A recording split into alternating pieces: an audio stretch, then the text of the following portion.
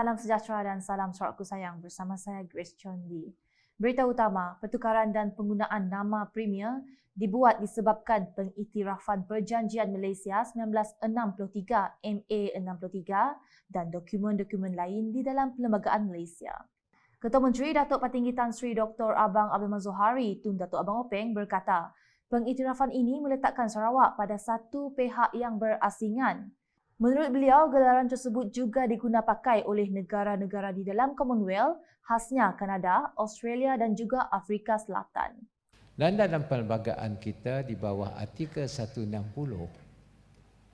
disebut di sana bahawa Ketua Kerajaan Negeri, Executive Council, the President means Chief Minister, Menteri Besar or any other style known di dalam perlembagaan. Jadi berlatar belakangkan demikian, para pemimpin GPS kata mungkin kita pakai style lain kita, iaitu Premier. Ini digunapakai oleh negara-negara dalam Commonwealth, khasnya Kanada, Australia dan juga South Africa. Jadi berdasar kepada perundangan-perundangan tersebut, maka pihak Dewan Negeri meluluskan title tersebut. Beliau berkata demikian semasa berucap pada Majlis Perasmian Mesyuarat Agung DAPS Cawangan Miri kali ke-14 di Eastwood Valley Golf and Country Club Miri pada Ahad. Dalam pada itu, Ketua Menteri berkata pengenalan dasar ekonomi digital pada tahun 2017 belum mendapat sambutan menggalakkan disebabkan masih ada masyarakat yang belum jelas tentang manfaat dan penggunaannya. Justru katanya beliau telah memperkenalkan ekonomi digital dengan menganjurkan IDEC kerana sudah tiba masanya Sarawak mengikut perkembangan teknologi digital semasa dunia dalam mentransformasikan ekonomi Sarawak. Pada masa sama, beliau juga telah memperuntukkan 4 bilion ringgit untuk menyediakan bekalan air dan elektrik kepada rakyat Sarawak bagi kemudahan penduduk di kawasan luar bandar dan pedalaman. Banyak orang kata, apa kata Bang Jo tu? That was in 2017. Saya organize IDEC dan orang kata kampung lagi sedia air, sedia api. Dah ngelakar hal digital. Jadi saya dengan sabar teruskan usaha kita ini. Di samping itu, saya memberi peruntukan yang besar untuk kita membekalkan api dan air di luar bandar. Never in the history of Sarawak that we place 4 billion ringgit, just a matter of 2 years to implement water supply di kawasan kampung dan rumah panjang. Termasuk juga bekalan elektrik di rumah panjang kita gunakan SARES, solar system. Di kawasan Telang Usang, di kawasan Mulu. Menjanakan energi, power supply menerusi teknologi baru iaitu solar. Ujar Ketua Menteri lagi, beliau juga menambah 2 bilion ringgit lagi bagi pembinaan elektrik di kawasan luar bandar menerusi peruntukan Sarawak sendiri. Dalam ucapan sama, Ketua Menteri menjelaskan di bawah strategi pembangunan pasca COVID-19 PCDS 2030, Kerajaan Sarawak menekankan kepentingan pembangunan bakat. Dan kementerian yang saya tubuhkan selepas election menekankan talent development dan keusahawan yang hanya bukan bergantung kepada jual beli, termasuklah performing art. Baru-baru tu anak Sarawak telah dapat menembusi Hollywood dari sudut muzik. Dan saya tubuhkan TVS untuk mengangkatkan bidang baru iaitu performing art.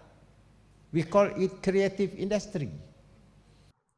Tambah Ketua Menteri, PCDS 2030 turut memasukkan Greater Miri Plan 2030 dalam usaha menambah baik pembangunan dan memajukan bahagian Miri menjelang tahun 2030. Ke arah itu, Kerajaan Sarawak sedang melaksanakan pembinaan beberapa jalan perhubungan bagi membolehkan setiap kawasan di bahagian Miri dapat disambung untuk dilalui bagi kemudahan ekonomi, pengangkutan dan pelancongan. Ini bidang-bidangnya yang saya yakin boleh dicuburi oleh mereka yang mempunyai pengalaman dan juga kepakaran di bidang-bidang tersebut. Di bawah apa saya sebut sebagai talent development. Untuk trainingnya kita ada CIDB, kita ada Sentec, kita ada ICAT, kita ada universiti tempatan kita. Dan tuan-tuan, inilah masa depan untuk 2030. Jelas beliau lagi dengan adanya akses berkenaan masyarakat yang tinggal di kawasan tersebut akan dapat dihubungkan dengan Greater Miri sehingga tahun 2030. Tambah Ketua Menteri lagi, dalam PCDS 2030 telah disenaraikan beberapa bidang seperti pelancongan, perkhidmatan, pembuatan, vendor dan pertanian komersial yang akan menaikkan kualiti Sarawak. Ya, merangkumi Miri, Subis hinggalah kita nak iktirafkan, disenaraikan NIAH sebagai UNESCO produk. Bermakna turisme kita, kegiatan ekonomi sampai di sana, dan kita akan menghubungi Marudi dengan Miri. Sekarang ini sedang dilaksanakan walaupun ada delay. Now we have a new contractor to continue construction of bridge Marudi, Bagam Bridge hingga ke Marudi. Dari Marudi kita bangunkan jalan di bawah Highland Development Agency hingga ke Long Terawan. Tambahnya, Kerajaan Sarawak turut memfokuskan kepada industri pelancongan dengan mengkaji akses atau laluan bagi membolehkan pelancongan datang ke Sarawak dan sekaligus merancakkan lagi industri pelancongan luar negara.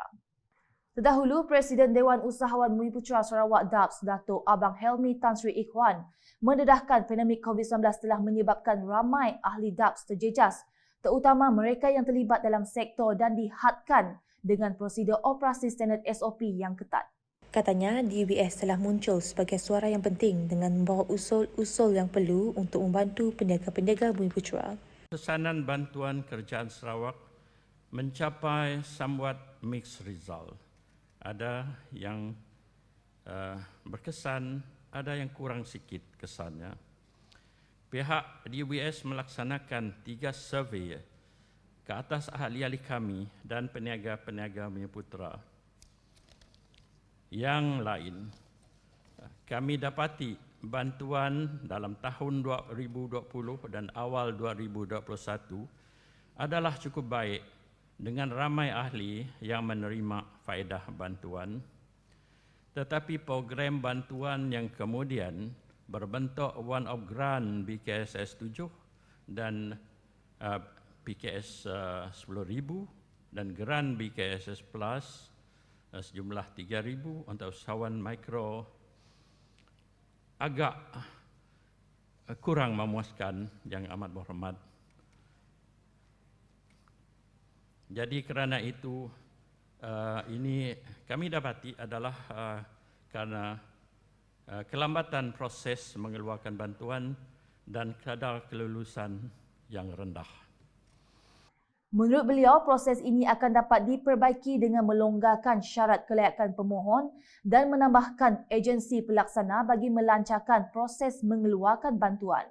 Dalam pada itu, DUBS juga mengucapkan terima kasih kepada Ketua Menteri di atas kelulusan permohonan DUBS cawangan Miri mendapatkan tanah daripada Kerajaan Sarawak pada 13 Februari 2019 yang akan dibangunkan sebagai pembangunan mix komersial bersama DUBS Pusat Kelab.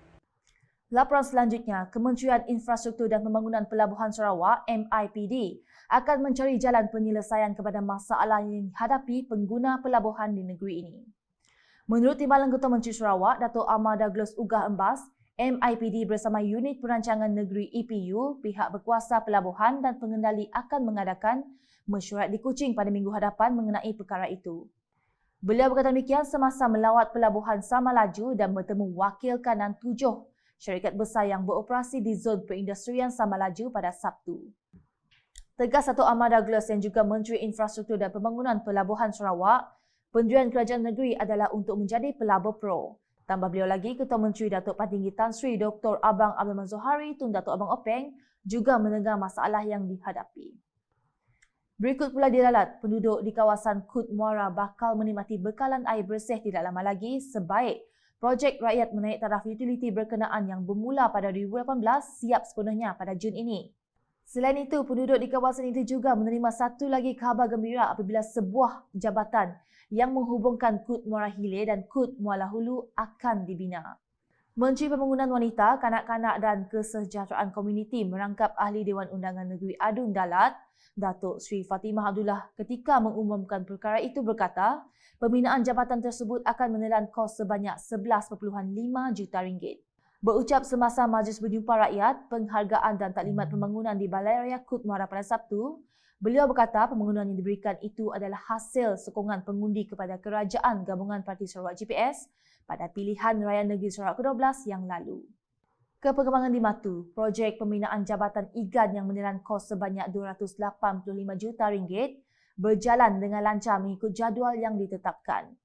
Menurut Menteri Muda, Integriti dan Ombudsman Datuk Mursyid Iraja Dr. Juanda Jaya, prestasi kontraktor yang melaksanakan projek tersebut sangat baik meskipun berdepan dengan pelbagai kekangan seperti pandemik COVID-19 dan fenomena alam.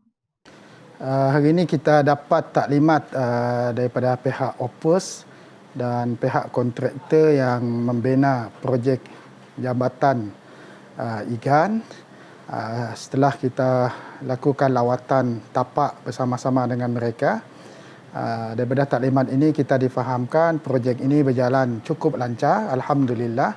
Walaupun kita masih menghadapi pandemik COVID-19, kita menghadapi masalah monsun, awal tahun, hujan yang lebat, air pasang dan sebagainya.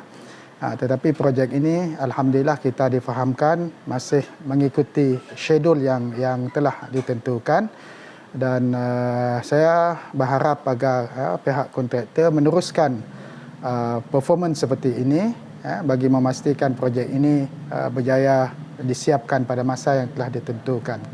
Menjelas kepada Unit Komunikasi Awam Sarawak UKAS semasa mengadakan lawatan ke tapak projek itu pada Jumaat, Dr. Juanda yang juga Adun Jemureng turut berterima kasih kepada pihak kontraktor kerana memberi peluang kepada penduduk tempatan untuk turut sama melaksanakan projek tersebut.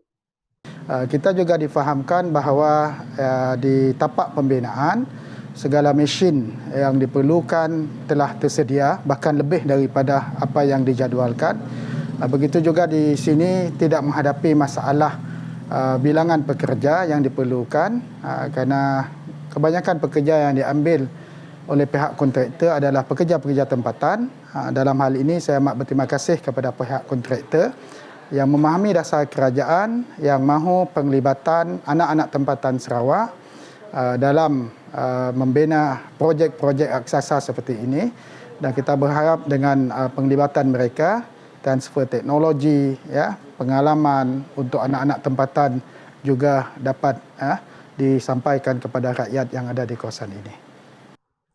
Sementara itu, pengurus pembinaan Jabatan IGAN Vincent Dawi menjelaskan kemajuan projek itu kini sudah mencapai 26%. Overall, projek ini kita dalam on schedule, di mana dalam 26% sekarang, which kita dalam proses yang amat merangsangkan.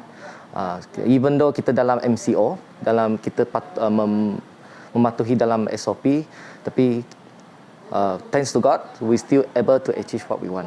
Selepas lawatan itu, Dr. Juanda meluangkan masa meninjau kemajuan projek Jalan Kaul IGAN. Difahamkan projek tersebut agak lewat dari jadual disebabkan masalah kelewatan bahan binaan, masalah teknikal serta kekangan akibat fenomena alam. Dr. Juanda kemudiannya menyaksikan penyerahan projek transformasi luar bandar RTP yang telah siap, iaitu melebar jalan tengah di Kampung Baru Ismail, IGAN dan membina jalan-jalan lorong di Kampung Tengah, IGAN yang dilaksanakan oleh Majlis Daerah Matu dan Daro MDMD. Pada sebelah petang, Dr. Juanda turut menyaksikan penyerahan 3 projek siap iaitu seperti yang tertera.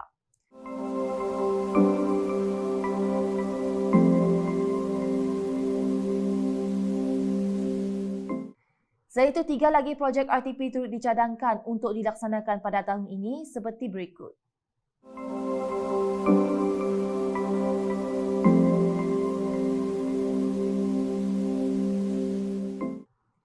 Sekian edisi malam bersama saya Grace. Berita lebih lanjut boleh didapati di semua platform media sosial UKAS termasuk portal ukas.sarawak.gov.my dan UKAS channel di YouTube. Salam UKAS.